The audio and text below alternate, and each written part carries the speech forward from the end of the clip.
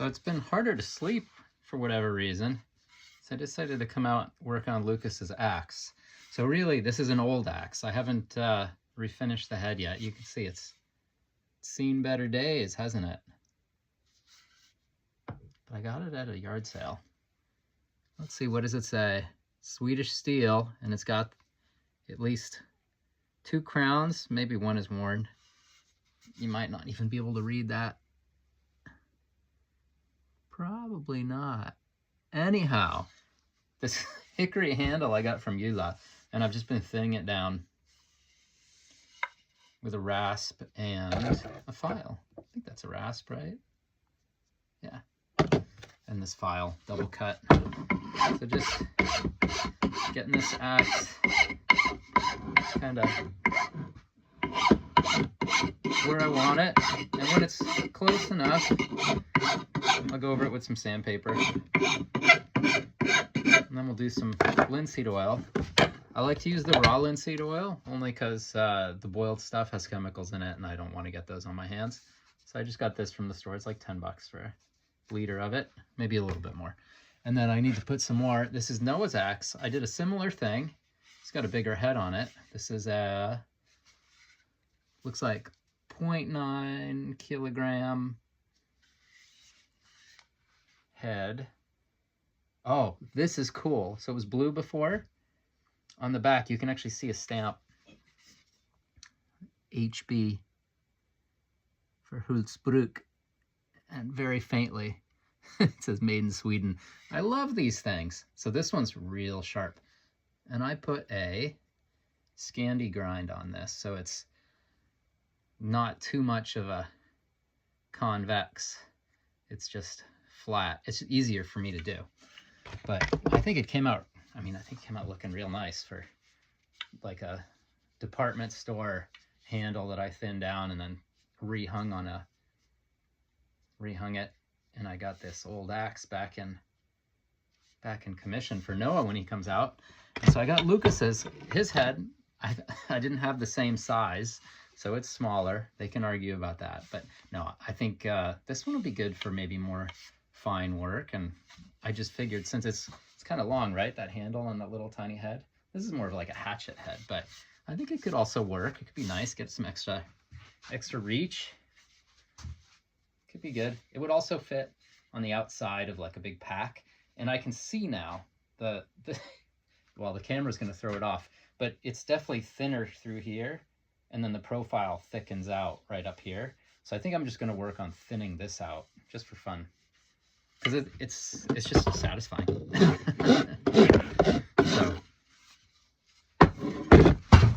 that was close. Safety third, guys. I'm wearing my safety faux Crocs. Yeah. So what do we say, about halfway through? Yeah. So we'll just take some material off. And the rasp takes it off pretty fast, actually.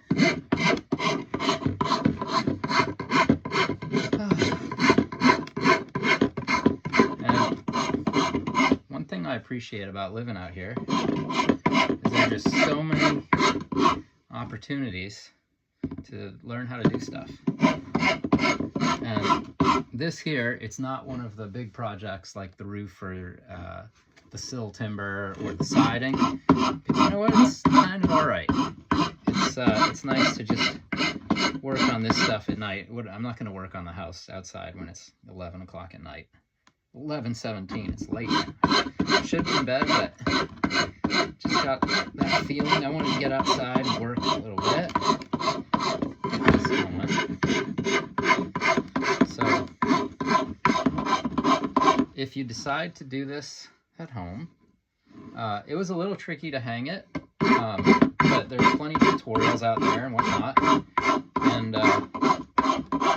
this one came with a wedge. That made it easier. I had one axe. I don't have it with me. I made my own wedge out of a little piece of hardwood. I originally used softwood, and it didn't work, but I used some hardwood. I cut a good little wedge, and it's hung, and it's sticking. Speaking of axes and hung, so you see the curve on this one? Most of the general purpose chopping and felling axes are going to have some of that. This is my Snow and Neely. I don't know that this one was actually made in Bangor because I got it in the early 2000s. But it's their Our Best axe, and it's great. It splits. I got it ground so that it chops really nicely. I think this is the one Lucas might have used to take a tree down. But what was I gonna say? Yeah, so they make these. The carpenter's axe is a thing here in Sweden. I mean, I know they got them other places, but you can buy them in like hardware stores. They'll sell a carpenter's axe, and I've been eyeing them because they have just a flat blade, and there were some instead of this curve to it, and that would just make it a lot easier when I'm working on stuff with the house, with timbers specifically, when I'm trying to take out material, to have that so that I can get into corners better. So I'm kind of looking forward to treating myself to a carpenter's axe. They got one at Borgunda Såg. Actually, it's Borgund. Yeah, I don't know if they call it Borgunda Såg or just Borgunda, but that's the lumber store that's nearby, where my father-in-law Jürgen used to work. They're real helpful there, and they sell. I think it's a Hultsbruk. Maybe it says Hultefors. Might be the same company. I don't know. If you know, you know. But real nice one. And I've been thinking about treating myself to it, because that would be nice. I think it's got a shorter handle than this. It's probably just easier to hand. But the head on it, it's fairly large. So I mean, it's got some mass. It's not a little hatchet. I also wouldn't mind getting a carving axe set up, something smaller maybe. I mean, maybe this could be a carving axe if it were cut down, but see, it came pretty long. They just didn't have shorter handles, so I bought this one.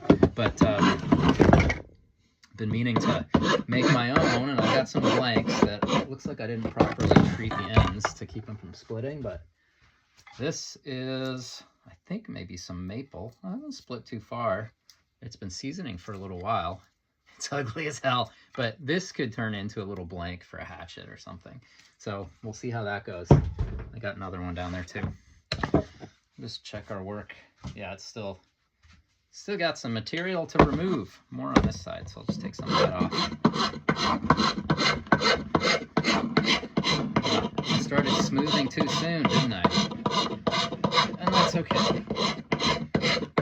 One thing I noticed working on the house is it's been very much a process of do a thing, like cut a patch to go in where the rotten timber was that I took out with a chisel and my multi-tool, and then get in there and fit a piece and realize, no, I gotta do more to that piece to make it fit better. And it's just in and out, and dirty mind.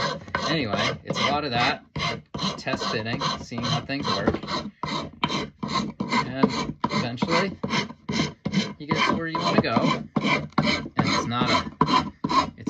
not perfect in the sense that it's aesthetically perfect, but it's pleasing work to do. I'll say that. I like it.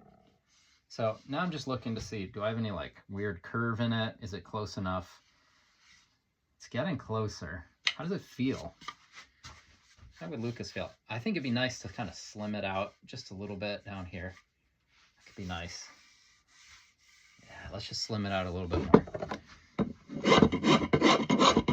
Just taking off bulk material with a rasp now. Now, I didn't realize you might want to slim an axe handle until I started going down the rabbit hole that is axe YouTube. But if you're interested in axes, man, I can recommend it. It's really fun. You can learn from people who have spent a lot of time thinking about axes. I enjoy it. All right. Let's see. Maybe I took off too much on one side, not enough from the other. Yeah, I take off a little here. How's it look alignment-wise? It's kind of getting a little bit closer. I'm going to take off some material. I think it's getting real close. I think now it's feeling pretty good. I think you could do some stuff with this, right? I think you could get some work done. Maybe a little bit more, huh? keep on trucking.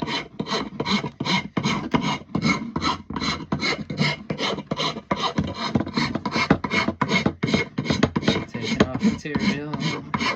I mean, these handles, when they come from the store, they're really obnoxiously thick. They're super thick. And it wasn't until I felt a properly thin axe handle that I was like, oh, that's how it's supposed to feel. And then I thought, wow, I've seen the light. Now I know it is not as sturdy. It might, I mean, I think so. It might be more prone to breaking, but it'll be a little bit more flexible. You might say, why do I want a flexible axe handle? Well, I guess if you were doing a lot of splitting or chopping, it could be nice to have a little bit, just a little bit of give for your hands and your arms. And the head's not super heavy on this. And this is all just an experiment, right? So trying this stuff out and seeing where we get. Now, I'm removing material a little bit faster than I was before. I'm just eyeballing. How's that feel? I mean, I have calipers. I could take out calipers, but I'm not going to do that. This is all eyeball work. I think that's fun. Now I got just the file. I'm just cleaning up a little bit for sandpaper time. And this is just, it's satisfying just to get a little rhythm going and just think about, man, you know, there was a time when people would just do this, they'd knock this stuff out so fast because they had to, because these were the primary tools. They didn't have any 18-volt lithium powered tool, which, by the way, I've really grown to appreciate the little Ryobi things I got. This is not a plug for Ryobi, but I've been testing it out and looking at reviews and stuff. I got the basic brushed tools. Okay, this is a little ADD of me, but I got they had like this circular saw combo here. It's brushed. Which model is this? It came with a 4 amp hour battery. This is the R18CS with a 165 millimeter blade. It's okay with this battery. I think if I put one of the, what do they call them? The HP or Edge batteries. This doesn't have the extra connectors in it. It's not one of the high performance tools, but maybe one of the Edge batteries would make it perform a little better. But I don't think we're making up for the lack of a brushless motor. It's okay. I mean, it does what I need it to do. I just got spoiled. I got to help a roofer out, or a carpenter who was doing his own roof. He's not just a roofer. And I shouldn't say just a roofer, but he does lots of stuff. We were working on his roof because I don't know jack diddly about doing roofs, or I didn't before. And I got to use his tools, and he had a Makita 18 volt with the 5 amp hour battery. And that thing was a little torque beast, and it worked really well. So I liked it a lot. But I think if I got the brushless Ryobi, it would probably be more up my alley. And now I've got 3 of those batteries, and the batteries are expensive. So I think I've heard good things about their impact guns. I'm gonna be getting their impacts because aside from working on wood stuff, we gotta keep working on my car so it'll pass inspection. Turns out the struts I got from, well, I won't name the retailer, but the struts I got were, I don't think they were assembled properly because I was getting spring bind when turning the wheel. And I thought first, okay, maybe I put those suckers in wrong, because the mount has a direction, at least on the Volkswagens, it has to go in a certain way. Well, I cross-checked my installation, the mount was in right. And then I figured, okay, maybe they over-tightened the bolt on the top of the strut, and that compressed the strut bearing too much so that it couldn't turn. And I went to loosen it. I had a open socket and strut socket in there. I had a torque wrench, although I was just loosening, so I should have measured the loosening torque if I had flipped the wrench. And I had a T40 wrench in there. It stripped the T40 bolt head in the strut bolt, and that kind of pissed me off that it just gave way. But it, for me at least, confirmed or supported my suspicion that sucker was a quick strut, was built improperly from the factory, and probably just, if I had to guess, I would say it was just someone with an impact. So I got to redo the struts on my 2009 Rabbit. That's all right. I'll do it. I'm going to build them from scratch. I'll build them from parts this time, which means I'll have to use a strut compressor, which I haven't used yet. I heard to be careful, I'm gonna be. I might get those screw type ones you can get at Bitema, but maybe I'll put 4 of them on instead of 2. Thinking, or maybe I can go to our local mechanic and use his strut compressor. That might be a way to go. Anyhow, got to redo those. Got some corrosion issues I'm taking care of. I was considering welding a patch on, but I might just try to get it through with, I've been using linseed oil. It wasn't even the boiled stuff. I should probably use boiled. But this is just cold pressed linseed oil that I was using for the axes to start treating some of the rust on the car. And I thought, hey, you know what? If I just put linseed oil every once in a while on those rusty spots, maybe that's good enough to keep that sucker from corroding a lot faster. It might work well. So I'm going to try that. And there's some spots I might just grind down, but I'm afraid, so it's the rockers, that if I get too much into grinding down there, that it's going to be a big mess. I'm going to make lots of holes and then have a bunch of stuff to re-weld, which would be another skill that I would need to acquire here, which I don't yet have. But that's a thing. You live out here, you get lots of opportunities to acquire skills, and when you choose to drive an old-ass car, the Rabbit's got 199,000, almost 500 miles on it, so way to go. It's a testament to the 2.5-liter Volkswagen 5-cylinder gas engines from, at least from the Mark V generation. That was a pretty good engine, I gotta say. It's got a little bit of an oil leak by the rear main seal. I know people say, oh, but check the vacuum pump, the seals go. I proactively changed the seal on the vacuum pump that was, I could tell was leaking, and there's still oil dripping off the rear main seal. It's not a lot. I think I lose 700 milliliters-ish, less than a liter every 4,000 miles. So I'm pretty happy with it. The engine seems to be running strong. Clutch is getting pretty, it's not slipping, but the engagement point's pretty far out. So at some point it'll need a clutch, and when we do that, we can, if we decide to keep her on the road, we just put in the rear main seal. And if I can figure out how to deal with the rust, and more importantly, I think if I were to be able to start welding, I've heard that using gas, like gas MIG, is the way to go. You can use flux core, but it's really gasless. But I've heard that's a crapshoot, and you need a lot of skill and experience to make it work with real thin panels, especially rusted ones. So the thing is, gas welding, it's a little bit expensive, I think, to get into. So I need to just budget for that, but it would definitely, I think it would pay for itself, being able to keep old stuff going longer and fix it instead of throw it away and get new stuff. I'm a big fan of figuring out how to fix stuff, if possible, you know, because there's a lot of stuff that we have, it's fixable, even though, you know, we hear people talking about it, that companies they have planned obsolescence, and shitification is the word we hear on the internet, right? There's a lot of that going on, and why play into it, you know? I love getting into fixing our own stuff. It feels great to do that around the house and for family and for my stuff. I really enjoy doing that. It's pretty satisfying to do that. So as you can tell, the direction I'm going when it comes to that. I like to keep things going. I want to get there was some like varnish put on the inside of this, so I got a round file. I'm gonna see if I can get it out. Cuts in one direction, and I'm going both. Not ideal, but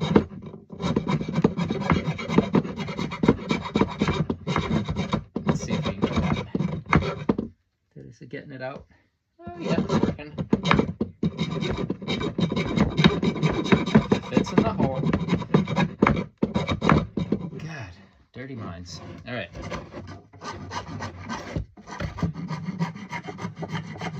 Here we go.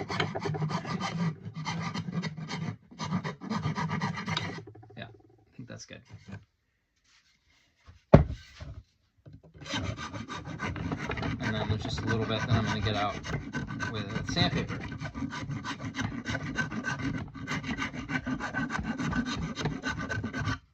Yeah, I'll take the rest off with sandpaper.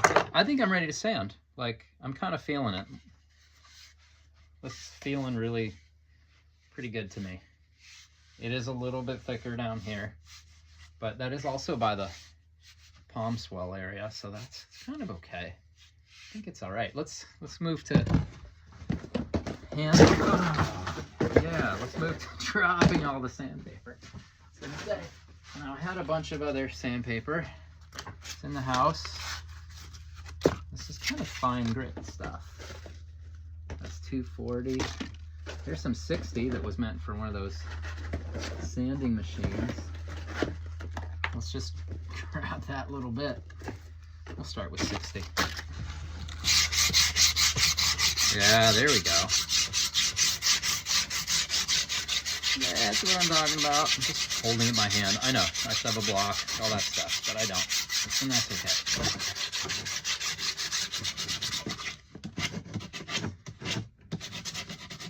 The point here is not to be perfect, it's just to have some fun and pass on a new old tool to Lucas, so he has one like his brother. I think that's fun. Yeah, you can feel it starting to, I mean, 60 grit, it's not going to be super fine, but starting to work on the imperfections here. I can see how having maybe a block would be nice on these sections, but whatever. It's coming. It's a coming. I do have a belt sander here where I could just go to town, but you know what? Let's just do this by hand. Now, I'm not a total Luddite when it comes to tools. I showed you some of my power tools. I do use power tools. It's just, for whatever reason, I'm enjoying holding this awkward piece of triangular sandpaper and running it up and down this handle. Judge me if you'd like. It's just nice. Yeah, just thinking about the boys and hanging out with them. That'll be good. Lucas is out and about doing his stuff. He's 16 years old. And we'll have Noah here soon. That'll be good. We got Elliot today. That's good. So we'll have to go to the,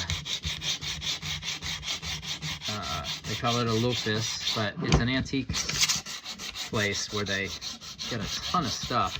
It's not a fancy antique place, and it's where I found the axe heads. We'll see if we can pick up like a hatchet head. Make Elliot one. What I want to do is get a good handle for him. Well, I could try to make one out of what I ride. I could. That would be an interesting project. It has been seasoned, so it's going to be interesting to shape, but we'll see. Yeah, it's got texture, and there. I think what we'll do is move to the other side. It's coming along. It's just rough, but it's coming along. There. Yeah, I'm really enjoying this process. Getting this axe rehabilitated here.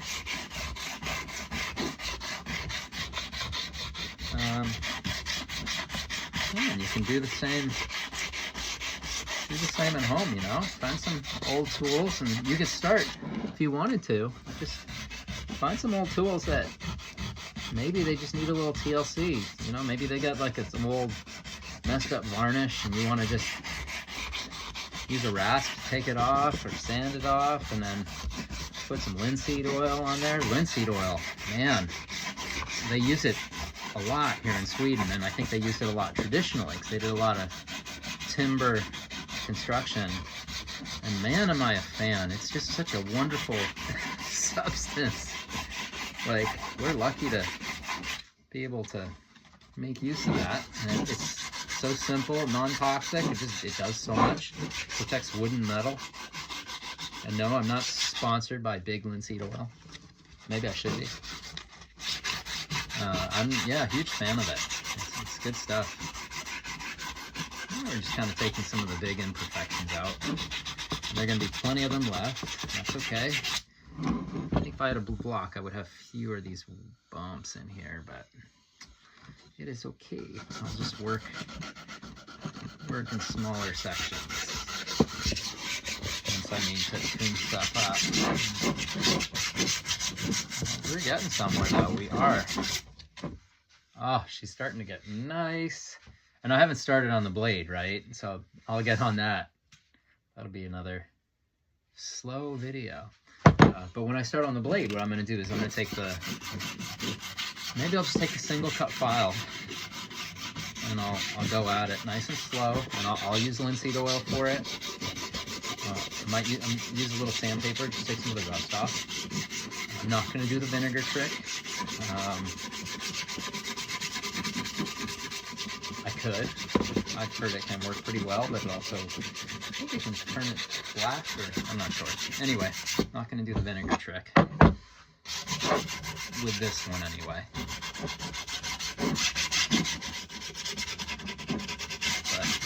But I'm getting kind of happy here. Oh, at the very bottom, I can see some leftover finish from that I didn't get off.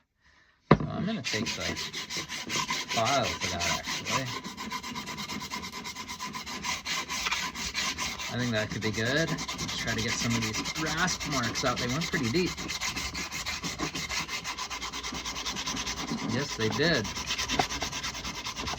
Note to self to take it easy with the rasp, huh? I kind of knew I was going to lose some more material when sanding, so it's good that I left a little bit of thickness, huh? Well, that wasn't totally on purpose. That was just me feeling like I was done.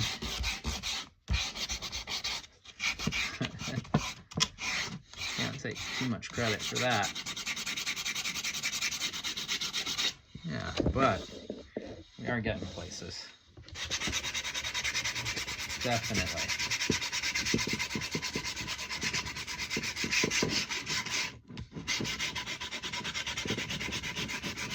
Yep.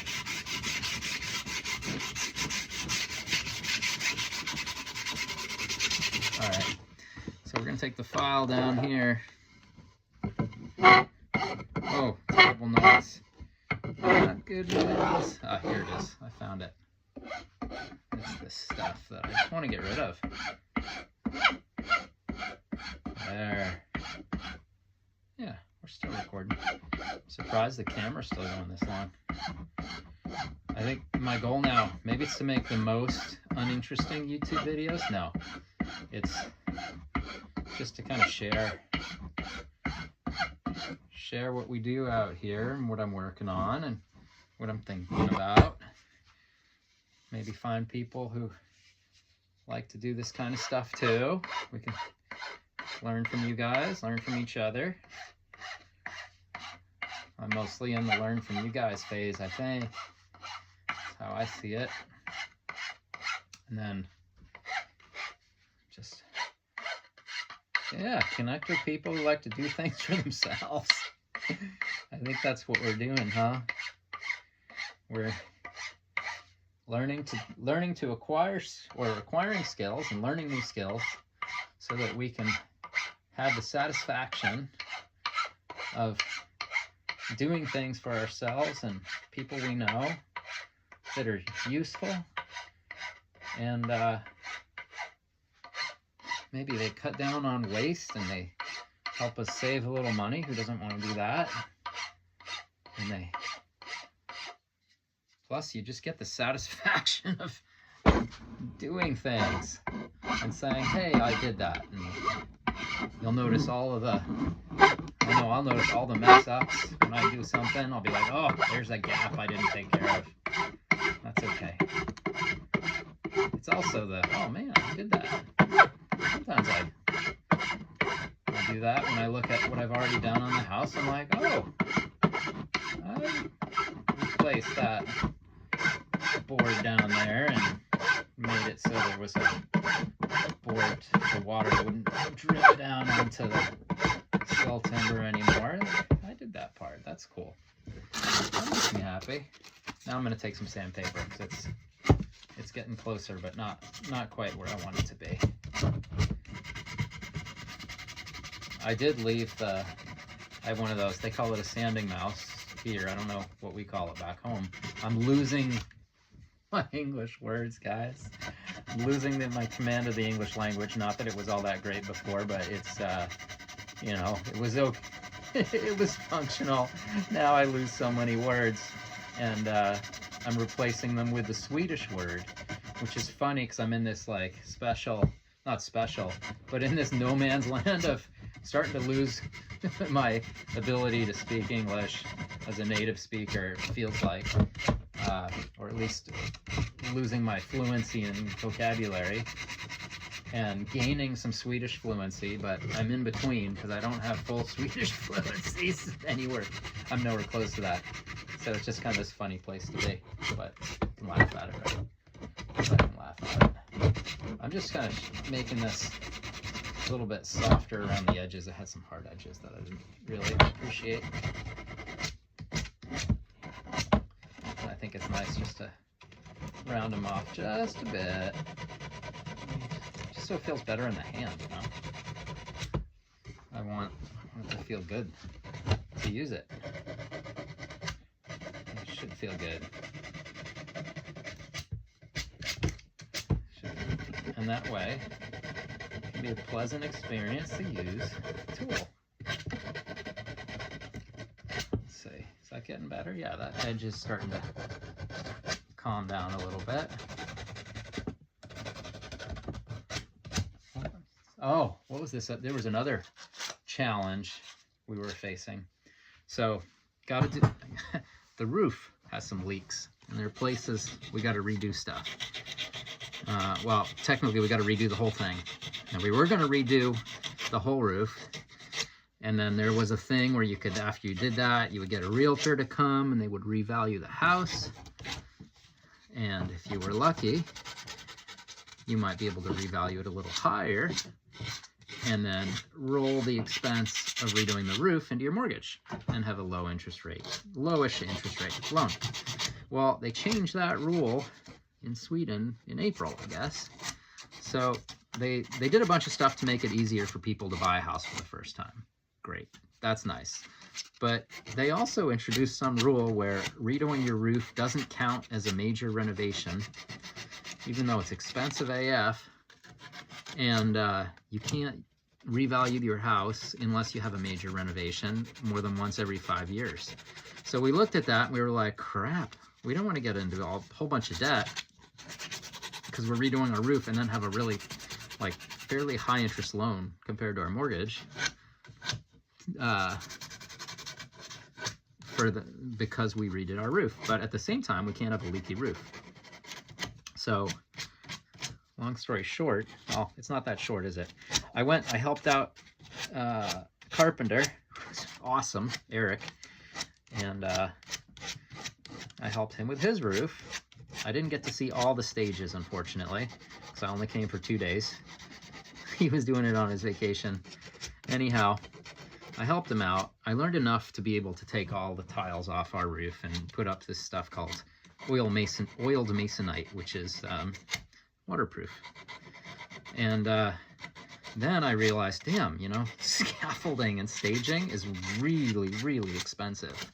Thousands of dollars. And it's expensive to rent it because I would need it for quite a long time. So I'm going to do the roof myself. But I realized too, again, thank you, YouTube, that I could also find, or I found some people who built their own scaffolding, their own staging, and I realized, ooh, you know what? I can do that too. So the new plan is that we'll be building our own scaffolding out here and using that to redo the roof. So that's the new plan. So that'll be interesting to see that come together. I'd like to start that. I think maybe even while I'm finishing up some of the stuff on the sill timbers. I kind of need to get multiple projects going at the same time.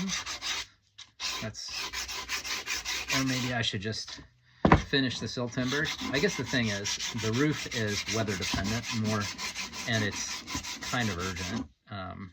Then again, the sill timbers were getting exposed to quite a bit of water, and that was not good. I didn't want them rotting out either. So, I mean, they're both kind of urgent. The leak isn't that bad. Eric came by, moved some tiles around, I think it was in the fall, and took care of some stuff for us. But it's just one of those deals where I got that hanging over me, getting the roof watertight again, and we're going to reuse all the old tiles if we can, and try not to break them. They're super old clay tiles, and see where we end up. It's going to be interesting. So I got to do roof and siding and car, and we got Annalie a new car because her poor Kia Ceed broke a link arm, and it just had so much corrosion on the link arm and also the subframe. So I got to get in there and really take a good look. I might fix it up myself. Might just get rid of that one. But we got her another car that wasn't as rusty. So between, I think my car's the one I want to get inspection ready because hers is in better shape. And we'll go from there. Car and house. Those are two important things. But the garden's been producing food. That's been great. We've gotten potatoes. Some of the new potatoes, because I put them in a little late. And they're still not quite ready to harvest, like full size, but they've been good. It felt like this miracle when we were I was harvesting them. I was like, oh my gosh. Life hack. Potatoes. Life from the earth, man. It was a really good feeling to get our own potatoes. I'm onto the 240 grit now. I'm gonna see if I have like something I can. You know what? I'm gonna make a little sanding block. Let's see what I got. There's got to be a scrap of wood that I can hold that's square-ish, that doesn't have a bunch of nails sticking out of it. Here's one. There we go. Little piece. So we'll just put this around it. There. That's better. Yeah. All right.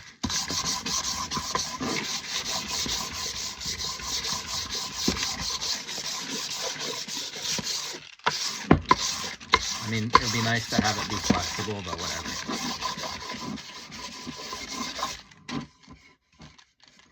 Got some scratches in here. That's all right.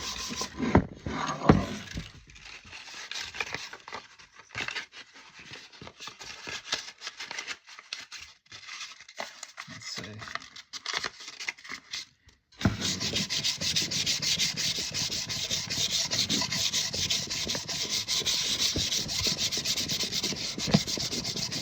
We're getting some smoothness here.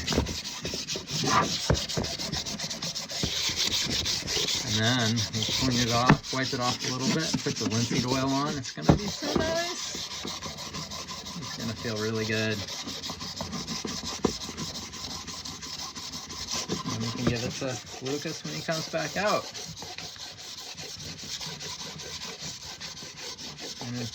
Anyone else out there with teenagers? He's 16 and his brother is 13. And they are growing up fast, man. Super fast. Remember when he was little and the neighbors saying, oh, they grow up so fast. Savor it. And when they're little, you know, you're like, oh, I haven't slept in 14 days. But it's kind of true, right? They do really grow so fast. And they grow, and then we get a little older, and hopefully a little wiser, but you never know. Yeah, we all grow up, I guess, a little bit if we're lucky. And pretty cool to see them all grow up. And this is going to be just a nice, pleasant tool, I think, to use. It's definitely not going to be a like one of these perfect Grand Force type heirloom deals, like perfection, but a little something he can think about when he's using it. Be like, this was put together by hand, and then he can think, I could do this too. How hard could it be? Maybe if he wants to. It's funny the things we think about as dads, right? Or as parents. It is pretty funny.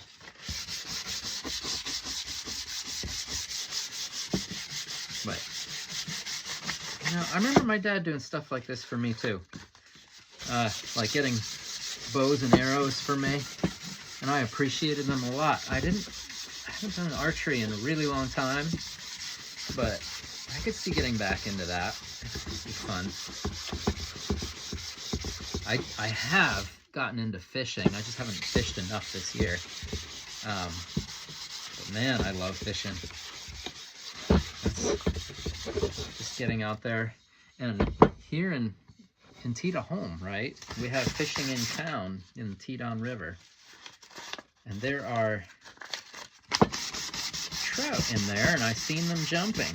Pretty sure it was a big trout. So I want to get out there downtown with my fly rod and see if I can get myself a trout.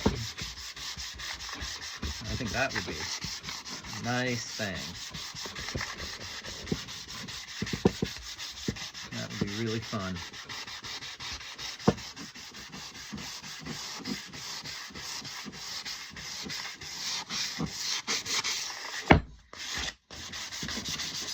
Yeah, we still have a lot of those scratch marks in there, but overall the tool is getting, the handle of this axe is getting nice and smooth.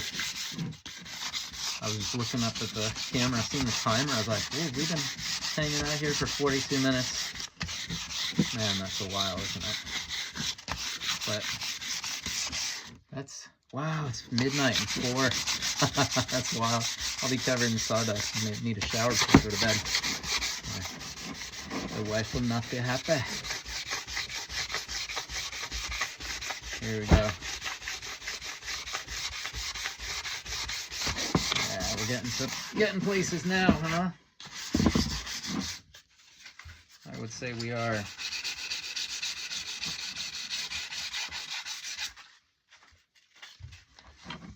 It just feels good to hold. I like that. I really like that.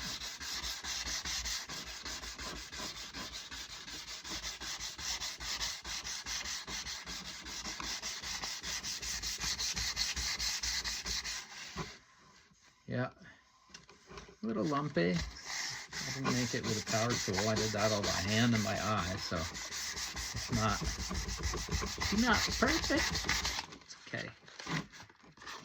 All right.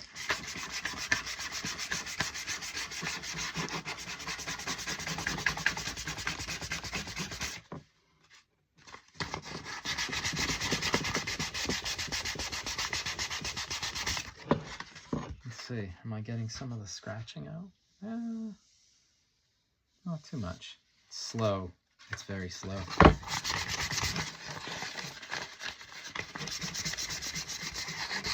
Well, probably if I was using 120 grit, that would be perfect now. I think I have some inside.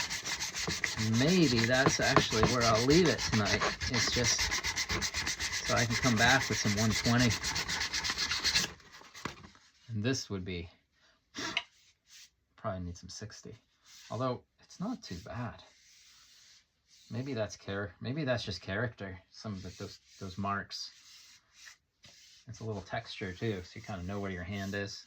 I'm just making up reasons not to wait and just to put the linseed oil on now. But Feels pretty good. Thinner. Yeah. Liking it. I'm liking it. All right. And then tomorrow I can work on the head. Oh, low power. All right, guys. Almost midnight. We'll see you again.